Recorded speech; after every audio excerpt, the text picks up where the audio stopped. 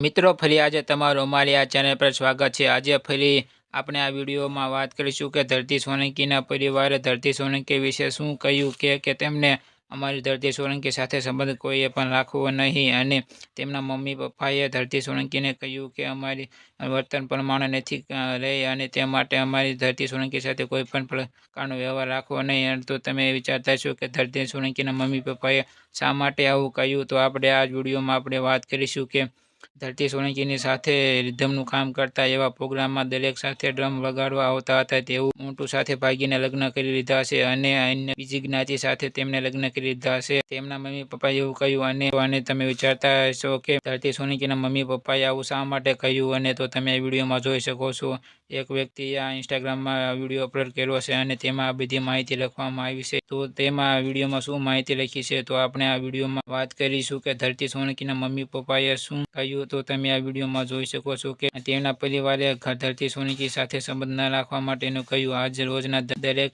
જણાવવાનું કે હું પોતે કોકિલાબેન ધરતી સોલંકીની મમ્મી, ધરતી સોલંકી સામાજિક આર્થિક કોઈ પણ પ્રકારના સંબંધ નહીવત છે અને જે કોઈ પણ તેની સાથે સંબંધ ધંધાકીય રાખવામાં ઈચ્છતું હોય તો તે કોઈની જવાબદારીમાં રહેતી નથી અને તે હાલમાં અમારા કહેવા પ્રમાણે નથી અને તેની મરજી મુજબ વર્તન કરે છે અને અમારી મરજી વિરુદ્ધ અન્ય જ્ઞાતિમાં પ્રેમના લગ્ન કરી લીધા છે, જેથી અમે તેને અમારી સમસ્ત